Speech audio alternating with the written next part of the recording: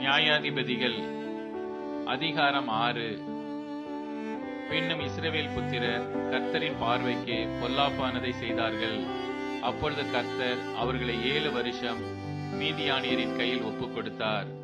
மீதியானியரின் கை இஸ்ரவேலின் மேல் பலத்து கொண்டபடியால் இஸ்ரவேல் புத்திரர் மீதியானியர் நிமித்தம் தங்களுக்கு மலைகளிலுள்ள கெபிகளையும் குகைகளையும் அரணான ஸ்தலங்களையும் அடைக்கலங்களாக்கி கொண்டார்கள்.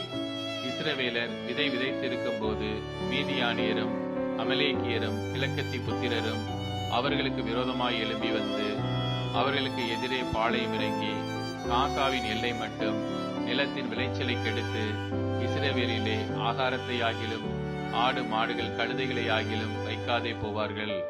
அவர்கள் தங்கள் மிருக ஜீவன்களோடும் தங்கள் கூடாரங்களோடும் வெட்டு கிளிகளைப் போல் திரளாய் வருவார்கள்.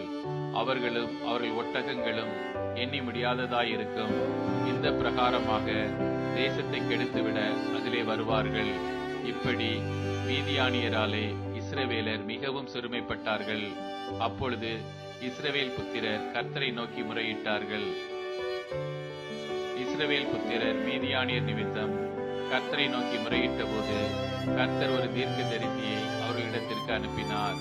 அவன் அவர்களை நோக்கி, இஸ்ரவேலின் தேவனாகிய கர்த்தர் உரைக்கிறது என்னவென்றால், நான் உங்களை எகிப்திலிருந்து வரவும் அடிமைத்தன வீட்டிலிருந்து புறப்படவும் செய்து எகிப்தியர் கையினின்றும் உங்களை ஒடுக்கின யாவருடைய கையினின்றும் உங்களை ரட்சித்து அவர்களை உங்களுக்கு முன்பாக துரத்தி அவர்கள் தேசத்தை உங்களுக்கு கொடுத்து நான் உங்கள் தேவனாகிய கர்த்தர் என்றும் நீங்கள் குடியிருக்கும் அவர்கள் தேசத்தில் உள்ள எமோரியருடைய தேவர்களுக்கு பயப்படாதிருங்கள் என்றும் உங்களுக்கு சொன்னேன்.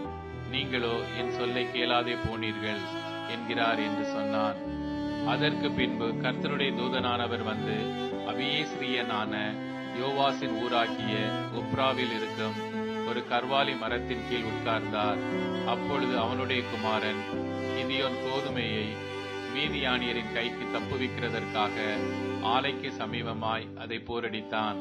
கர்த்தருடைய தூதனானவர் அவனுக்கு தரிசனமாகி, பராக்கிரமசாலியே, கர்த்தர் உன்னோடே இருக்கிறார் என்றார். அப்பொழுது கிதியோன் அவரை நோக்கி, என் ஆண்டவனே, கர்த்தர் எங்களோடே இருந்தால் இவையெல்லாம் எங்களுக்கு நேரிடுவானேன். கர்த்தர் எங்களை எகிப்திலிருந்து கொண்டு வரவில்லையா என்று எங்கள் பிதாக்கள் எங்களுக்கு விவரித்து சொன்ன அவருடைய அற்புதங்கள் எல்லாம் எங்கே? இப்பொழுது கர்த்தர் எங்களை கைவிட்டு மீதியானியர் கையில் எங்களை ஒப்புக் கொடுத்தாரே என்றான். அப்பொழுது கர்த்தர் அவனை நோக்கி பார்த்து, உனக்கு இருக்கிற இந்த பலத்தோடே போ, நீ இஸ்ரவேலை மீதியானியரின் கைக்கு நீங்களாக்கி ரட்சிப்பாய், உன்னை அனுப்புகிறவர் நான் அல்லவா என்றார். அதற்கு அவன், என் ஆண்டவரே, நான் இஸ்ரவேலை எதினாலே ரட்சிப்பேன்? இதோ மனாசேயில் என் குடும்பம் மிகவும் எளியது, என் தகப்பன் வீட்டில் நான் எல்லாரிலும் சிறியவன் என்றான். அதற்கு கர்த்தர், நான் உன்னோடே கூட இருப்பேன். ஒரே மனுஷனை முறிய அடிப்பது போல நீ மீதியானியரை முறிய அடிப்பாய் என்றார். அப்பொழுது அவன், உம்முடைய கண்களில் இப்பொழுதும் எனக்கு தயை கிடைத்ததானால் என்னோட பேசுகிறவர் தேவரீர்தான் என்று எனக்கு ஒரு அடையாளத்தை காட்ட வேண்டும். நான் உம்மிடத்திற்கு என் காணிக்கையை கொண்டு வந்து உமக்கு முன்பாக வைக்கும் அளவும் இவ்விடம் விட்டு போகாதிருப்பீராக என்றான். அதற்கு அவர், நீ திரும்பி வருமட்டும் நான் இருப்பேன் என்றார்.